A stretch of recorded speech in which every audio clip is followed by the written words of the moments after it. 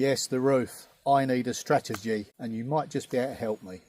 Yes, for some time now, the roof on our property that we're living in has been deteriorating, and I've patched it up. Me and Sam have been talking about it, and I think this year we need to come up with a solution so we can get this re-roofed. No good just patching it up every year. So we've got our heads together and come up with something that might raise some money to get this started. Let's talk about it. I was kind of hoping that I would have been in a different position to work on it myself with a few friends, but it hasn't quite gone to plan. So I think I'm going to have to get some quotes. Lots of roofers are away on holiday at the moment, so at the beginning of the autumn I'll start getting some quotes in, and I'll see what I'm dealing with there. But it would be nice to get it done, especially when the weather turns bad. Lately we've been very lucky, no rain, but when it does pour down we do get leaks indoors, which will over time worsen all the timbers, so it could work out a lot more money. So I need to deal with it. So once I get the quote in for the amount needed, I plan to start expanding on my sales site, welcome to shaunsworld.com, and start selling a lot more of my copper to raise some money for this project. I have thought about the other options people have suggested, like GoFundMe. Don't want to go down that route just yet. If I can raise the money myself through the sales, with your support, just watching the videos, you haven't always got to buy anything, just to help with this project. And I'm pretty certain that I could raise enough money to get this done. Now, as I've been a collector of copper and antiques for well over 20 years, I've got quite a stash already of stock. So it's just a case of awareness. So occasionally I'm going to slot in a few antique and copper videos mixed in with the renovation work, try and raise awareness, and obviously try and raise the money to get this roof done. Now, me and Sam have just returned back from an antique fair. She's done a great video there. I'll put the link in the description for her video. Go and check that out, it's great. She's bought some nice pieces. I bought a couple of pots. I'm going to clean those up, and they're going to be sold to start raising the money. Let me show you exactly what I bought, and let's talk a little bit about copper, but not too much. I don't want you clicking off just yet. And as far as the copper cookware goes, you need to ask yourself a question. Why do most chefs in restaurants use copper cookware? Well, there's varying reasons, without going into too much detail.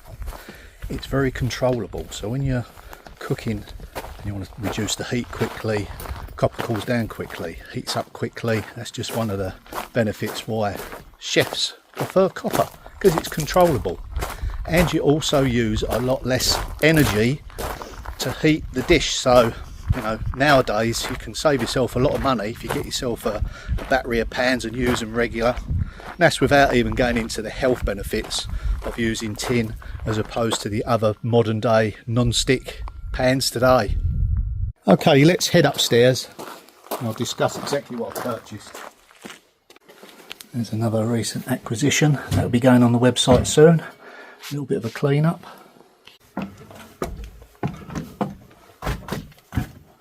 I've been doing a lot of tidying up here to get myself in the position where I can easily clean, list and sell the items from. So this is what I purchased this morning. They're restaurant quality, they're really heavy.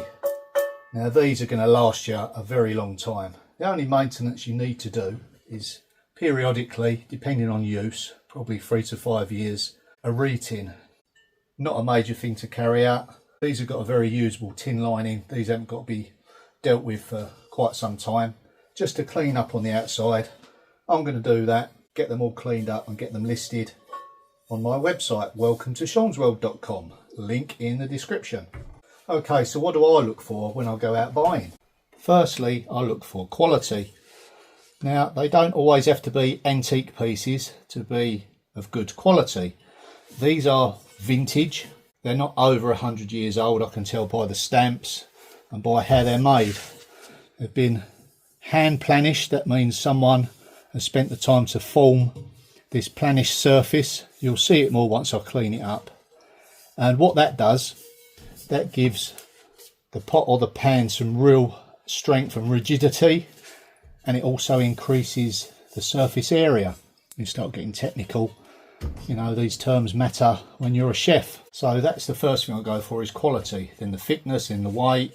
Are they of good form, have they been twisted or anything like that. So a quick inspection, obviously a good tin lining, but if something is really valuable in terms of its history, then I'll go to the extra cost of having them re-tinned. These don't need it, they just need a jolly good clean up. So over the coming weeks I shall start getting all of my copper items and antiques up here, sorted out on the shelving, and I'll work my way through them and explain what they are, their uses, maybe even do a couple of cooking videos as well. I mean, these are great little pieces, they can still be used, you know, as long as the interior is tin lined, they can still be used. You've got kettles. Now you can probably guess by the shape of this as to what it would be used for. It's a turbottiere. Yep, just means it's for cooking turbot. You can cook other fish and dishes in these, but the shape lends itself to the fish. So that's quite a nice find. We've got roasting pans. You know, you haven't always got to think of copper as cookware. It's been around hundreds of years. And look at the detailing on that. It's like thistles, Scottish thistles, I think. A plant pot holder.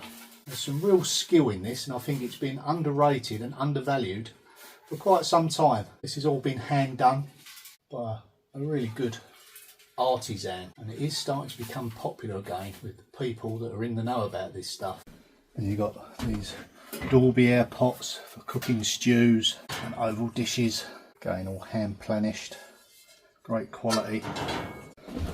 Now a little bit of trivia for you. Who knows what this is? Now that'd never stand up, would it? Let me know in the comments. I dare say a few of you already know. Jack bought me this, and I've just had a message from my friend, and he said he's just bought me one as well. So we've got a matching set, and maybe look forward to having a little something in there one day. And then we go to specialised item. It's got 2 chambers. Who knows what that is? There's probably not many chefs that know what this is. We'll talk about this in greater detail another time. I think what I'll do, I'll quickly go and get changed. We'll take a section of this and I'll show you how I buff it up. So quick wipe down. So how much do we think that replacement roof will cost? Be interesting to hear. I've got a rough idea, but materials have gone up so much lately. Everything's gone up, hasn't it? Be interesting to see how close I am with my guesstimation. I'll let you know once I get the quotes through. I'm going to probably get 2 or 3 local reputable companies and just take it from there really, see what I've got to aim for. Okay, let's get cleaning. First, spin it over. We apply different colour soaps to the different sides of the polisher. One's the initial and then one's the finisher.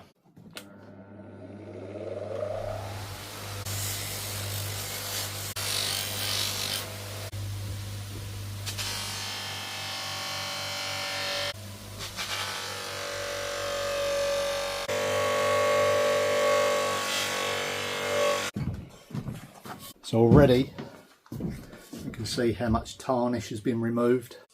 So once it's all brought up like that, it's very easy to keep on top of, just some mild soapy water. The most important thing is, if you're using these, is to make sure you dry them once you've washed them down. Don't leave any water sitting on the outside, because that's when you start getting issues. So just make sure it's nice and dry. And once I've polished it all on the polishing wheel, I'll take it indoors and I'll do the final clean by hand. That way I can go over any imperfections that I find.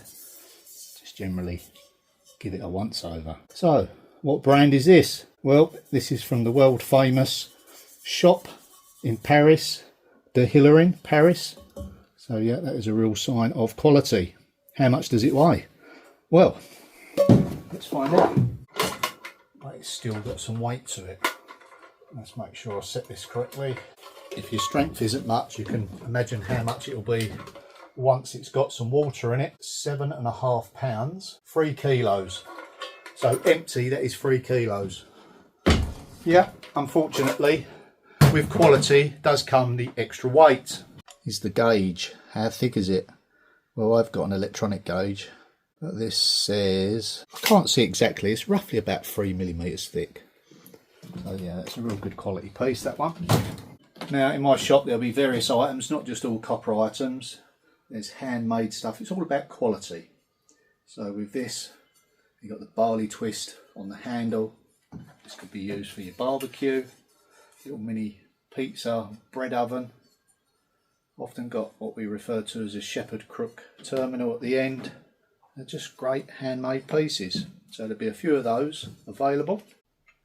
Tend to gravitate towards anything that's good quality, handmade, ironwork. Little items like this, who knows what that is? Yeah, you've probably guessed it. Do one of them right now. So yeah, lots of unique items really.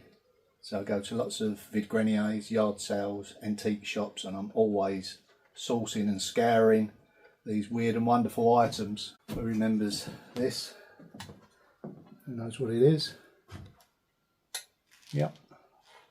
Look at that. Little bee on the top. This one will probably stay in the cottage, but there will be other items like this in the website shop. So yeah, be sure to check in there regularly to see what's being listed before it goes. Also in upcoming listings there will be a select few items that come out of Billy Peverick's convent project. Yep, I've got my hands on a few of those items. Great quality, as you would imagine. So yeah, it's not going to be easy to balance everything, but it's a necessary thing that I need to do. This is the best plan I've got at the moment. And yeah, just support the video. If you'd like to purchase any items, you could always message me first, any queries or questions. I'll be delighted to help you. Okay, let's get a bit of a shine on this.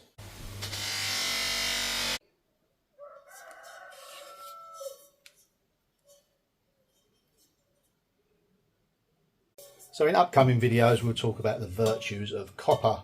It's been used for thousands of years and it has quite a few benefits. Most of them you won't know about. And also have fixtures and fittings. These are just curtain tie backs. Again, great quality. Light fittings. Ceiling rows, look at that. Imagine that all cleaned up.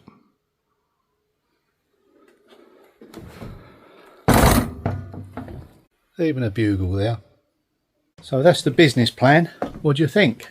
Yeah, it was tried and tested and worked before. Like I say, since I started my YouTube channel, I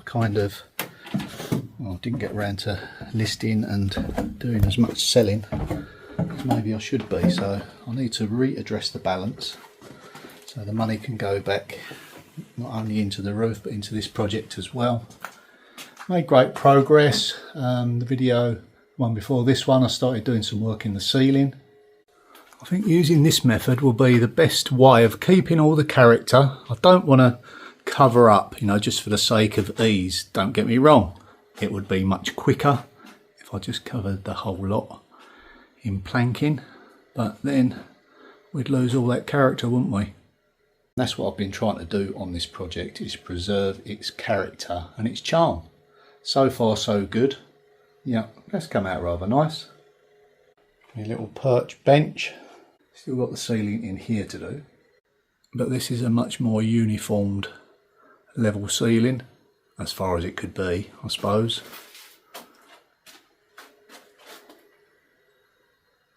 Yeah, I think these little videos are quite good for catching up, having a recap.